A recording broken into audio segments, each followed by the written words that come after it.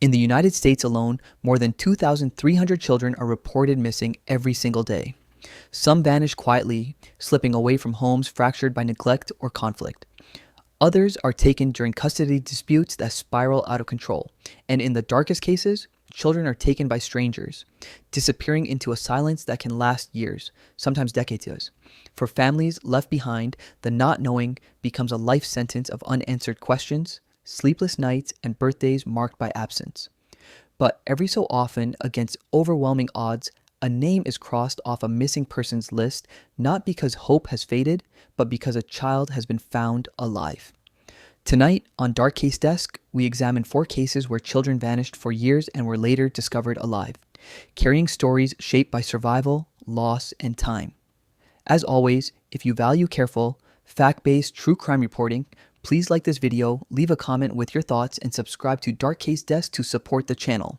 The first story begins far from American borders in eastern China with a teenage girl whose disappearance barely registered in Western media, yet quietly unfolded into one of the most haunting cases of long-term absence.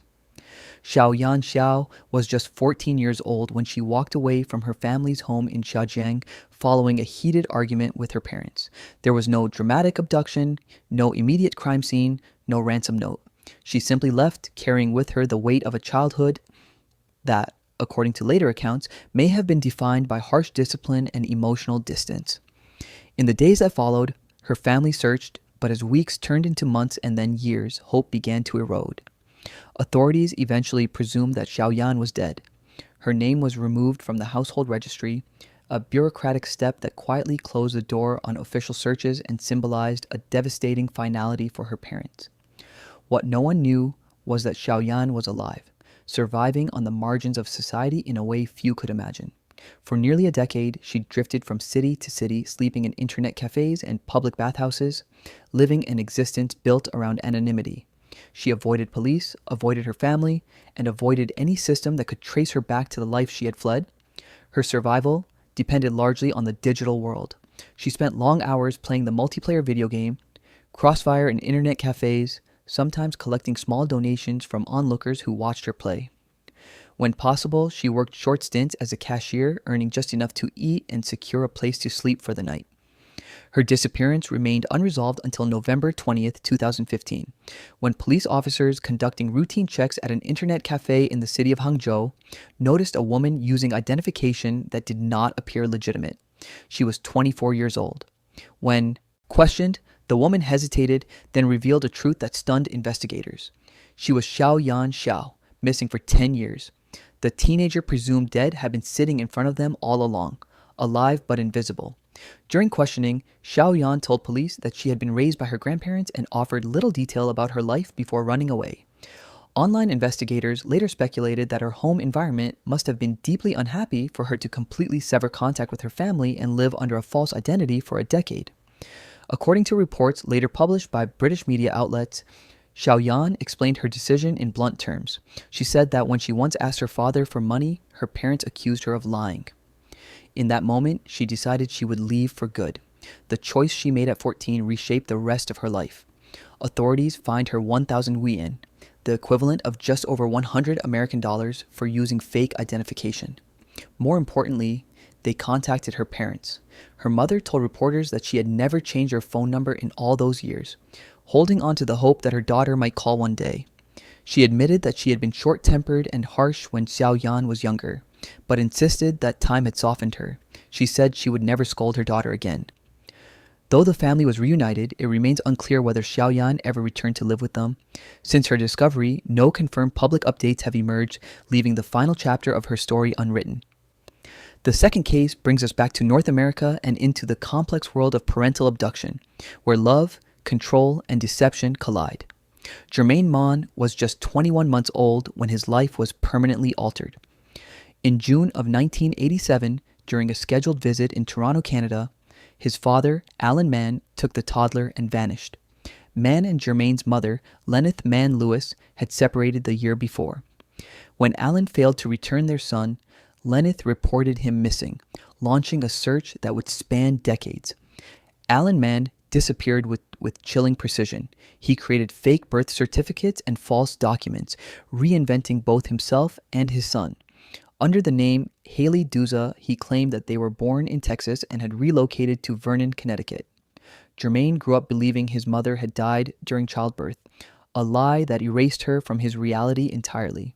Multiple agencies across both the United States and Canada pursued the case over the years, including federal housing authorities, homeland security officials, and specialized missing children units. Still, leads dried up. Sightings failed to materialize. Jermaine Mann became another name frozen in time. For Lenneth, the waiting never stopped. She carried hope quietly, wondering who her son had become, if he was safe, and whether he even remembered her. That hope flickered back to life. In August of 2018, when investigators revisited the case with fresh eyes, friends and relatives of Alan Mann suggested that he might be living in Connecticut. A forensic analyst working with the National Missing Children organization compared an old photograph of Mann with a more recent driver's license photo issued under the name Haley Duza. The conclusion was stark. The man in both images was likely the same person.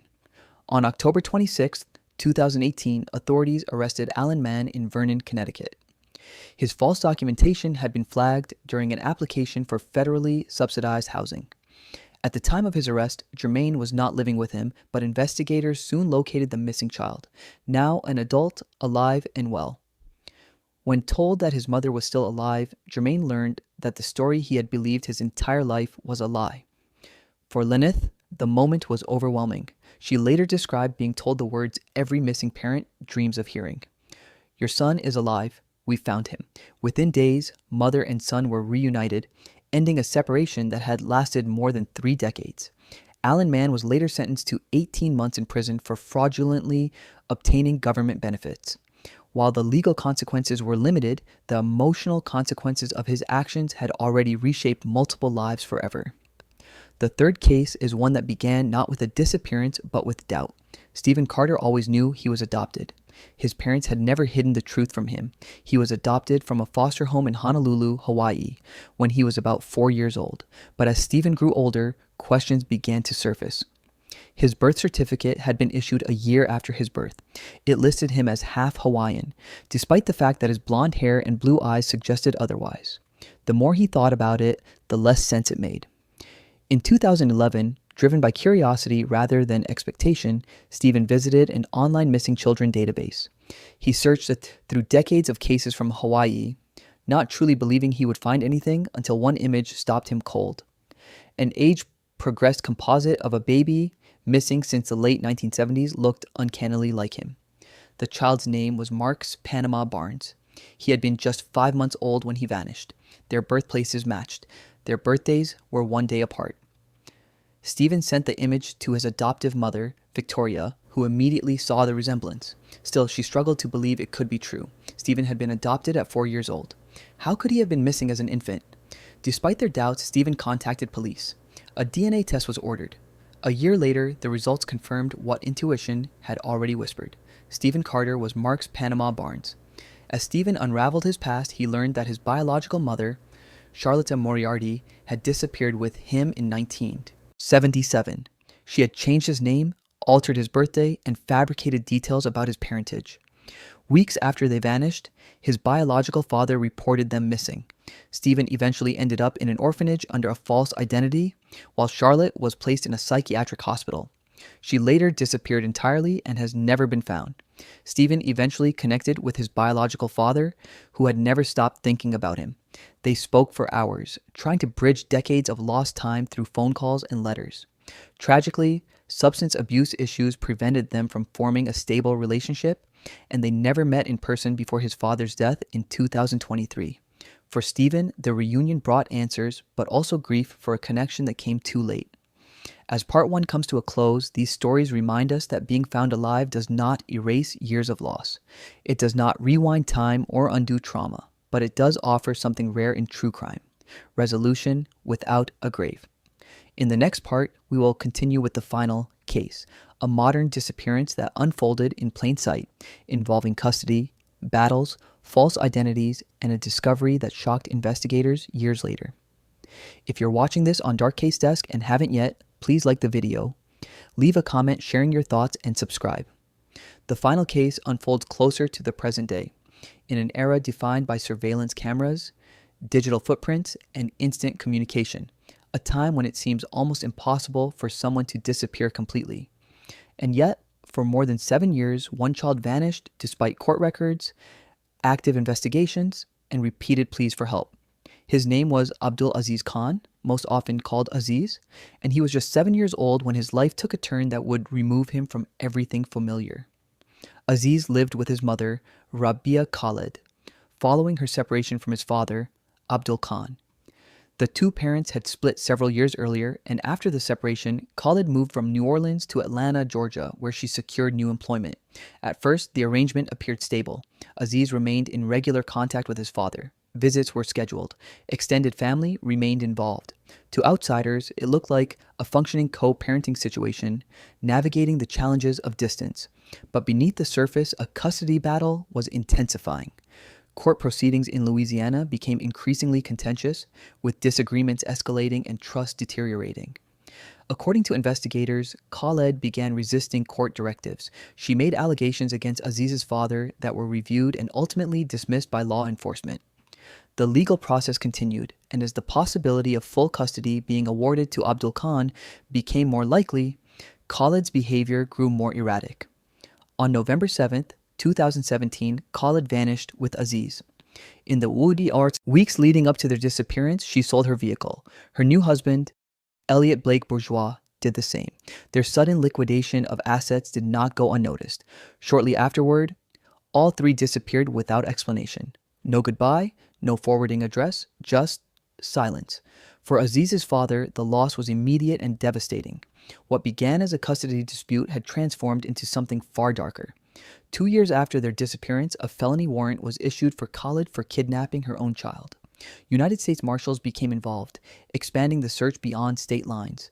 Despite these efforts, leads went cold. The trail faded. Aziz became another child lost within the legal gray space of parental abduction. Years passed. Seasons changed. Aziz grew older, somewhere, under a different name, in a different place, with a carefully constructed version of reality fed to him by the only adults he could trust. Investigators would later say they believed the child had been coached, taught how to respond to authority, and instructed on what names to use if questioned. But at the time, no one knew where he was, whether he was attending school, or even what state he was living in. In 2022, the case gained renewed attention when it was featured on a national true crime television series focused on unresolved disappearances. Viewers across the country learned Aziz's name and saw his face. Tips trickled in, but none led to a breakthrough. For Aziz's father, hope remained fragile but alive. Then, on February 23, 2025, the case took a sudden and unexpected turn, not because of a tip or a confession, but because of a burglary call. In Douglas County, Colorado, law enforcement officers were dispatched to a vacant home in the Highlands Ranch area after the property owner noticed unauthorized individuals entering the house through surveillance footage. The home was empty and listed for sale. No one was supposed to be there.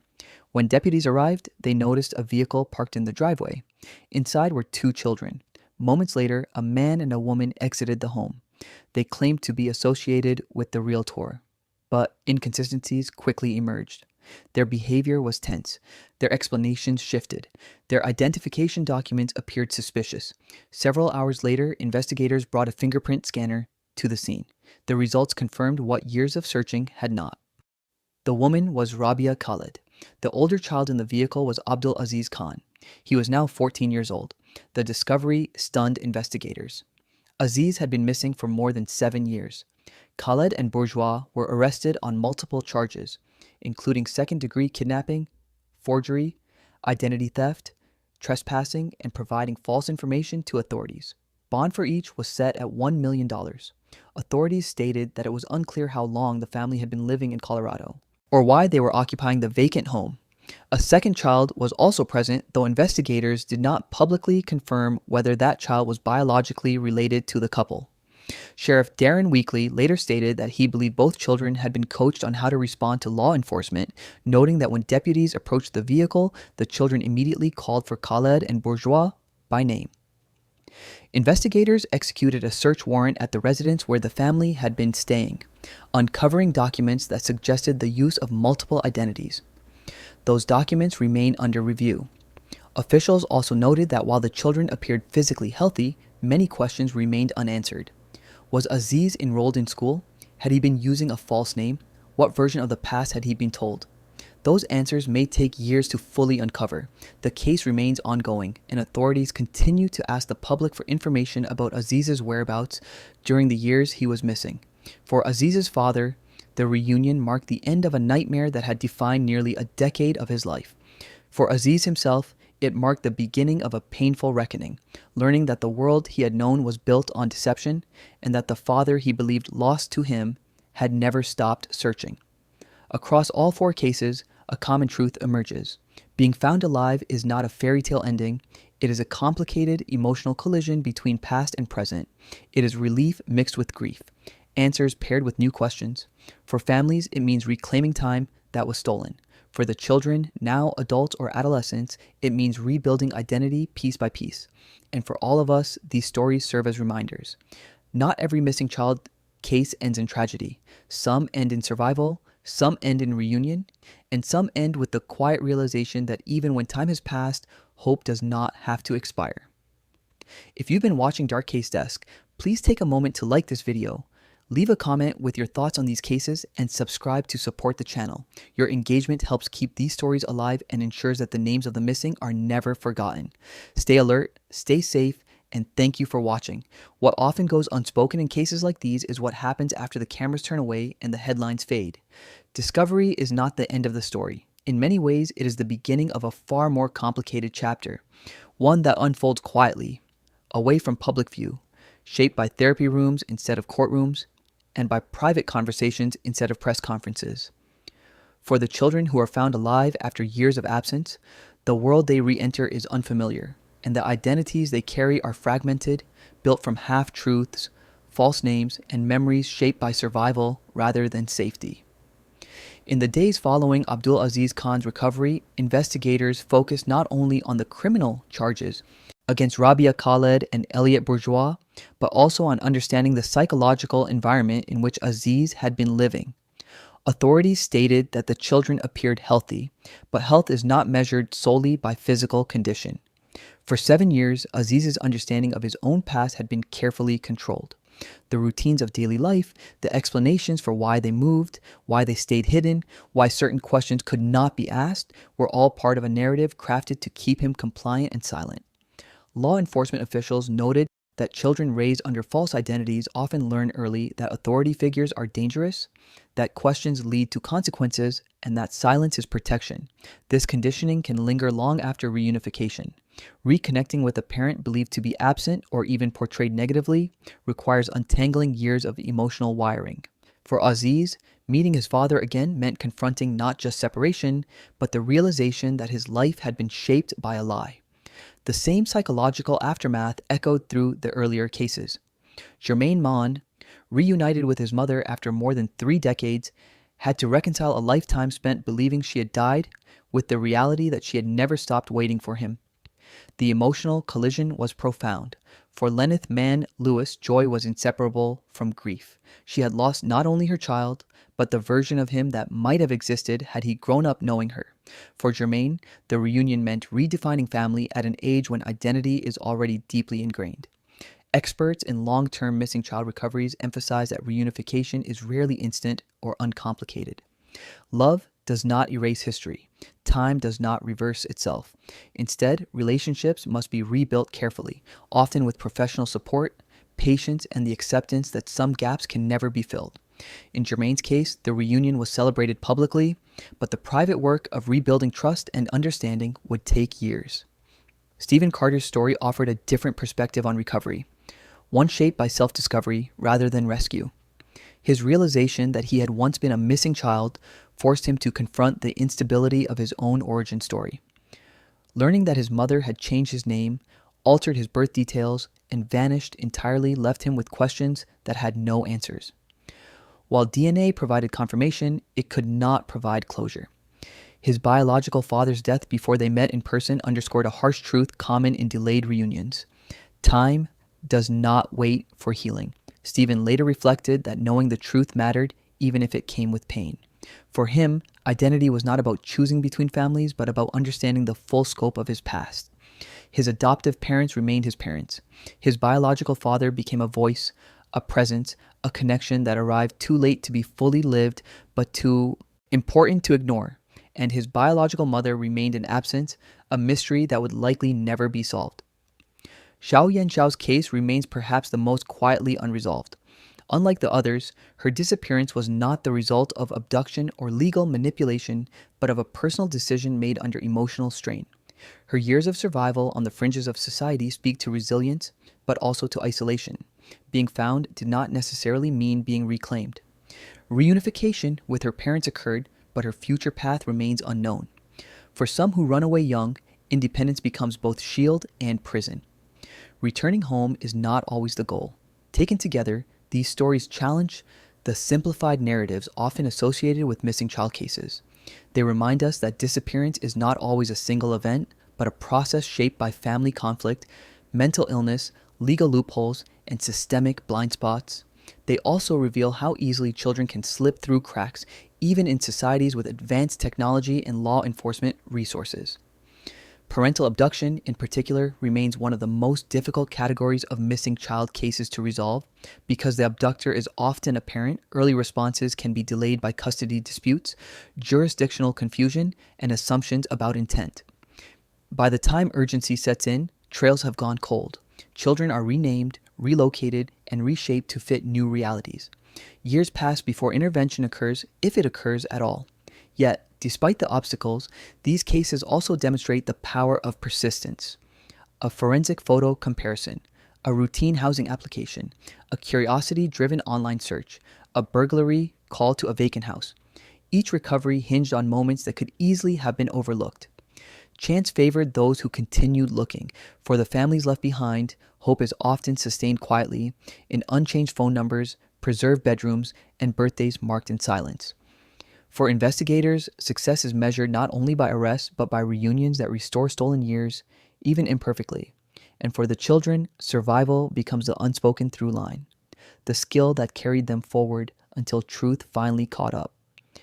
As viewers, we are drawn to these stories because they defy the worst expectations of true crime. They do not erase suffering, but they offer something rare, proof that disappearance does not always end in death, proof that time, though relentless, does not always win. In the final part of this documentary, we will step back and examine what these cases reveal about the systems meant to protect children, the warning signs that often go unnoticed, and the lessons learned when the missing are finally found alive. If you are watching Dark Case Desk and have made it this far, please like the video, leave a comment sharing your thoughts, and subscribe to support careful, fact-based true crime reporting. Your engagement helps ensure these stories continue to be told. When we step back from the individual stories and look at them together, a clearer picture begins to form, one that is less about coincidence and more about systems, patterns, and human behavior repeating itself across borders and decades. These cases did not resolve because time healed them. They resolved because eventually something disrupted the carefully constructed invisibility that allowed each disappearance to persist. And in nearly every instance, that invisibility was built deliberately, whether through false identities, emotional manipulation, bureaucratic blind spots, or simple assumptions that delayed action. One of the most consistent elements across long-term missing child cases is identity alteration. Names change, birthdays shift by a day or a year, places of origin are rewritten. These alterations are often small enough to avoid immediate scrutiny, but significant enough to derail future searches. In Stephen Carter's case, a single-day difference on a birth date, combined with a false name and racial designation, was enough to prevent law enforcement from recognizing him as a missing child while he lived openly in an orphanage. No one thought to ask whether the baby in care matched a child being searched for, because on paper, he did not exist. The same tactic appeared in Jermaine Mann's disappearance. His father did not hide in isolation. He participated in everyday life, applying for housing, obtaining a driver's license, and raising a child under an assumed identity. The system accepted the paperwork, and the paperwork told a story that did not raise alarms. For years, Jermaine existed in plain sight, protected not by secrecy alone, but by administrative trust. It was only when documents were scrutinized during a routine housing application that the illusion collapsed. In Abdul Aziz Khan's case, identity manipulation was paired with isolation. Investigators believe Aziz was taught from a young age not only what name to respond to, but how to behave when confronted by authority. This type of coaching is common in parental abduction cases. Children learn that asking questions is dangerous, that police are not helpers, and that survival depends on compliance. By the time they are old enough to sense inconsistencies, fear has already been internalized. Xiao Yanxiao's disappearance highlights another vulnerability, one that is often overlooked because it does not fit the narrative of force or coercion. Runaways, particularly teenagers, are frequently deprioritized. When a young person leaves home voluntarily, especially after family conflict, their case may not receive the same urgency as an abduction. Over time, assumptions harden. They chose to leave, they will come back, and when they do not, hope fades quietly. Xiao Yan survived not because systems protected her, but because she adapted to invisibility, blending into a world where no one asked questions. Across these stories, the role of chance cannot be ignored, but neither can the role of persistence. Each resolution depended on someone continuing to look when it would have been easier to stop. A mother keeping the same phone number for 10 years, a father refusing to let a case go cold. An adult questioning the details of his own birth, a homeowner checking a security camera. None of these actions were dramatic. All of them were decisive. There is also a sobering truth that emerges when children are found alive after long absences. The public often imagines reunions as moments of pure joy, tears, and immediate healing. In reality, reunification is a process, not an event. The missing child returns older, changed, shaped by years that cannot be reclaimed. Parents grieve not only the separation, but the versions of their children they never got to know. Birthdays missed, milestones unseen, lives lived apart. For the recovered children, now adolescents or adults, the challenge is identity integration. Who am I now, knowing what I did not know before? Which memories are real and which were constructed? Who can be trusted? These questions do not resolve quickly. Some reunions flourish. Others remain cautious, distant, or complicated by unresolved trauma. Survival does not guarantee closure. Law enforcement officials involved in these cases often speak about the emotional weight of recoveries. Finding a missing child alive is a rare outcome, but it comes with a responsibility. There are criminal cases to pursue, but also lives to stabilize. Children must be protected from further harm. Families must be supported through reunification. The work does not end when handcuffs are applied or press releases are issued. These cases also raise difficult questions about prevention. How many disappearances could be avoided if early warning signs were taken more seriously? Escalating custody disputes, mental health instability, repeated boundary violations, identity inconsistencies. In hindsight, patterns appear obvious. In real time, they are often fragmented across agencies, jurisdictions, and years. Technology has improved the odds, but it is not a cure-all. Databases are only as effective as the information entered into them. Surveillance cameras record images, but interpretation still depends on human attention. DNA can confirm identity, but only after someone thinks to test it. The human element remains central, both in failures and in successes. What these stories ultimately underscore is that disappearance is rarely random. It grows from circumstances, decisions, and vulnerabilities that intersect at critical moments. And while not every case ends in reunion, those that do remind us why continued attention matters, why cold cases deserve warm persistence, why names should not be forgotten simply because time has passed. As we move toward the conclusion of this documentary, one truth stands out above all others. Hope is not naive. It is necessary. It is the force that keeps phone numbers unchanged, files reopened, questions asked, and searches alive long after silence sets in. And sometimes, hope is rewarded. If you're watching Dark Case Desk and believe these stories deserve to be told with care and accuracy, please like this video, leave a comment with your reflections, and subscribe to support the channel. In the final part, we will close this investigation by reflecting on what it means to be found, what justice looks like in these cases, and why vigilance remains essential. Being found alive is often described as a miracle, but miracles, when examined closely, are rarely simple. They arrive layered with consequence, reshaping lives rather than restoring them to what once was. In each of these cases, discovery marked not an ending, but a threshold. the moment when silence gave way to truth and truth demanded reckoning. Justice, healing, and understanding would follow on timelines far longer than any investigation. For Abdul Aziz Khan, the years ahead will likely involve learning who he is without the boundaries imposed by deception. Children who grow up under false identities often struggle with trust, autonomy, and memory. What they remember as normal later becomes evidence of control. Psychologists who work with recovered children note that reunification can trigger confusion rather than comfort, especially when a child has been taught directly or indirectly that the outside world is dangerous. Rebuilding a relationship with a parent long absent from their daily reality requires patience, professional support, and time measured not in weeks, but in years. For Aziz's father, recovery does not erase the weight of lost time. 7 years passed without knowing where his son slept, whether he was safe, or what name he answered to.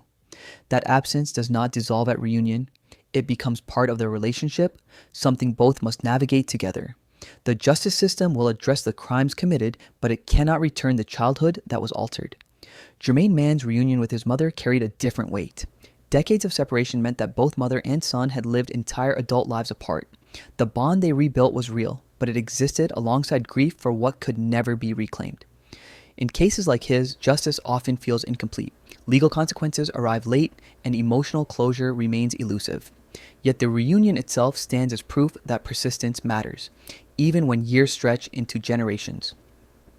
Stephen Carter's discovery reshaped his understanding of self more than his daily life. He was not rescued from captivity or reunited after a search. He uncovered the truth himself, guided by intuition and curiosity. His case illustrates how identity can fracture quietly, hidden beneath paperwork and assumptions. The knowledge that he had once been a missing child reframed his past, not as something stolen, but as something concealed. His reunion with his biological father, though limited by distance and circumstance, offered connection, even as it underscored the cruelty of time. Xiao Yanxiao's story remains the most unresolved and perhaps the most reflective of how disappearance can occur without crime. Her survival speaks to resilience, but her silence after reunion raises questions that may never be answered. Some missing children do not seek restoration. For them, being found is not about returning home, but about being acknowledged as alive. Closure, in these cases, is deeply personal and may not align with public expectations. What justice looks like in these cases varies. Sometimes it is measured in prison sentences, sometimes in reunions, sometimes in the quiet relief of knowing the truth. Justice does not always mean punishment.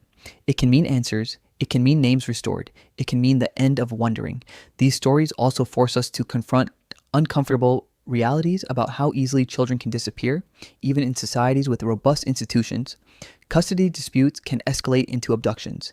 Mental health crises can spiral into long-term disappearance. Administrative systems can fail to connect critical information. And when a child slips through those cracks, recovery often depends not on systems alone, but on individuals who refuse to stop caring. There is a responsibility that extends beyond law enforcement and families. Communities play a role. Teachers, neighbors, doctors, landlords, and ordinary citizens become part of the safety net, whether they realize it or not. A question asked, a detail noticed, a doubt acted upon. These small interventions can interrupt years of absence. As viewers of true crime, it is easy to focus on outcomes, on endings that satisfy our need for resolution. But the deeper value of these cases lies in what they reveal. That disappearance is not always permanent. That hope, though fragile, can survive neglect, distance, and time. And that vigilance is not paranoia, but care. Every recovered child represents countless others still missing. Their stories remind us that behind every poster, every database entry, every aged progressed image, there is a life continuing somewhere, shaped by forces often unseen. Whether those lives will one day